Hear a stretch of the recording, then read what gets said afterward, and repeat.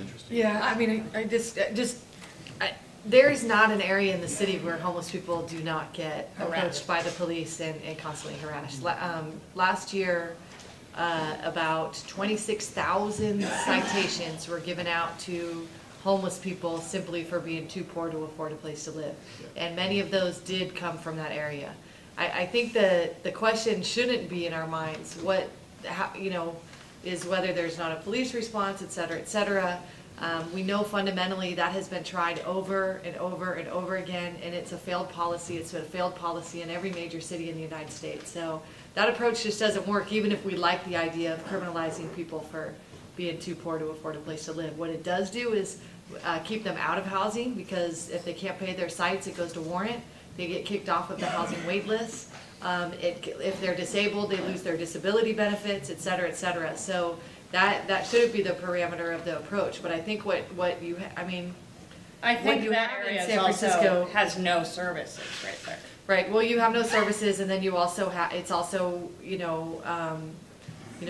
areas of it are very impoverished. And so part of the thing is to remember is that in an urban area, there's nuances again. So in the classic example, of course, is the queer community and folks, coming specifically to San Francisco. But in general, you're going to walk into a homeless shelter and you're going to see a large proportion of people from poor areas in San Francisco. So a lot of people stay in their neighborhoods even after they lose their housing. And so if you have a lot of gentrification that has happened somewhere, so we've seen huge increases in the number of homeless people in the Mission, for example. People are gonna stay close to their community where they have a support system. So that's a piece of it there. And I could go on, but I know these guys don't want me to talk forever. JR? I don't have an answer to that question. I have three other questions. Okay. I wouldn't say that location is specific to queer youth. You should. There's a different population there, for sure. It tends to be older. It's older, more mental health. Mental health issues. Yeah. It's a safer neighborhood because nobody really is there's not a whole lot of activity there, so they feel safer there. And it is right by a hospital. Yeah. Yeah. But we do outreach there. We have pulled people from there. But it's like if we take people in, then it leaves a space for somebody else to come in. But we're aware of that area, and we do outreach a lot there. Follow-up question? Anybody else before we go to JR and then wrap up? Yeah, I want to add Shar Hazav as a Jew to the mix I was talking about, and also Mission Dolores. Maybe, because they're all right around here, maybe NCC can spearhead some kind of interfaith energy towards working. And then the other thing is Mission High and all. And Mission High and all the schools are probably another resource, that you can go to. And then again, all the hospitals. It seems like reaching out to the organizations that are around, that are established. I'll step up. I know whatever we do in the Mission Dolores neighborhood, we have to involve those folks. There's a whole neighborhood association over there, and I know there were some issues around having services put there. So it's a discussion that needs to keep going on. And also Mission High was the spot for the shower project. Right. When we had the shower program that MCC ran, it was at Mission High. I think I just want to say something really quick in response to that, because there were many shower programs throughout San Francisco, and currently none of them exist. Right. And so I think while we're talking about creating services, staying involved and continuing to back those services, because when services are attacked by neighbors who are not supportive of them, what happens time and time again is that the neighbors who are in support do not come out and voice their support for that program. I know that, we tried to move a block from our current center last year. We had 300 neighbors come out against us because they didn't want us in their neighborhood, which was a block away, literally. And so, while there were many neighbors who supported the work we did, they did not come out in the same numbers as the people who did not want us there. And so I think it's really important for you to stay involved in a cause if you believe in it and you know that it needs to be there. Because that is where the shower program was at Mission High. Right. Judith? This young person who was here was emphasizing the need for housing as being the bottom line. And that kind of, it seems to me that unless you're creating a culture of people on the street who will need endless services. There has to be some way to, for them and for the community to understand that they all need to have housing. They need to have housing. And if they don't want to accept housing, because housing has to be in some, we're talking about young people, it has to be in community housing, some way in which they're not isolated.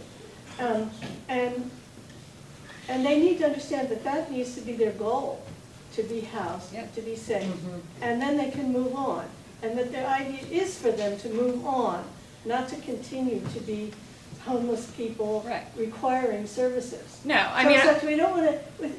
I don't think it solves the problem to have endless numbers of showers all over the city. What the focus needs, they may be needed as a stopgap measure, but there needs to be some kind of real. And I don't mean waiting for the city to create more and more affordable housing. There has to be some way to use what's here, what's already here. So I don't know, I have no idea what the sources are, but I hope you guys know. no, I mean, I think that's very true. And I think that there's also a part of the population who, because they don't have food, they don't have adequate sleep, and they don't have showers and things like that, that they're not even willing to think about moving beyond where they are because they don't feel good enough about themselves. They don't feel like they deserve that. Sorry. Just a short note on that. And the housing that they do get offered is in SROs. I mean, they want a house where they're with what feels like a family, where they can cook in their own homes, where they have sheets on their beds, where, you know, there's not strange neighbors who are older than them, who they have no relationship with, knocking on their doors and harassing them. Right, so that you're involved in day-to-day, I mean, take care of the problem now, but it needs to be thinking, and you may not be able to do it because you don't have the time or energy for it, but there needs to be thinking above that and beyond that to make your life possible. Yeah. Moderator has a question. I read about in New York City where they have, regardless of whether you have mental illness or drug abuse, they get you into housing, even if it's 300 square feet, but they have people on site, et cetera. I heard that was happening south of Market. There's maybe 1 or 2 places like that. I actually read about it. Are you aware of that? Is that working well? So there's a whole host of, well, in New York City, basically what's being referred to, and it happened kind of pre-Giuliani, but then came in place under Giuliani, was a specific, a statewide initiative that plugged a huge amount of money into what's called supportive housing, which is basically permanently affordable housing where people are paying 30% of their income for rent, and they're receiving support services like mental health care and stuff like that, so that they can, not necessarily on site, but it could be on site, to make sure that they're able to stay in their housing, helping them pay the rent, et cetera. And those programs are typically targeting people who have disabilities or other kinds of, mental health disabilities or other impairments that they need additional support in order to stay in housing. And so in San Francisco, we have that going on. There's been, it kind of ebbs and flows with the mayoral administration depending on the year, et cetera.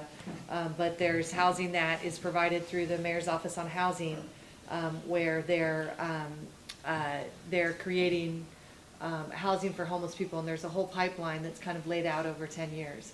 There's also similar housing, although it's master lease style, through the Department of Public Health, as well as the Human Service Agency, that may or may not be affordable or permanent affordable housing, but is kind of a similar idea of getting people stabilized in housing.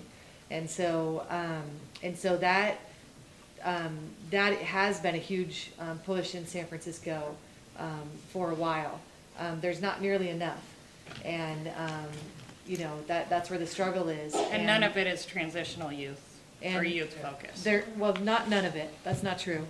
But there has been using foster care monies from the state for targeting kids aging out of foster care, et cetera, et cetera. There is some of that permanent housing that, some of it done in a more creative way, but it's very, very limited. Same situation with families with kids, very limited. It's mostly targeted towards the single adult, older adult population. And we have one more, Raphael, then Tommy, and JR, and then we'll wrap up. Yeah. I mean, I think Jude sort of raises like the basic point, but I think it goes back to what Jenny was saying at the beginning, which was I mean, this is all attributed, there were governmental choices that were made going back to the 70s about the kinds of investments we would be making as a country and a state in housing, and we stopped.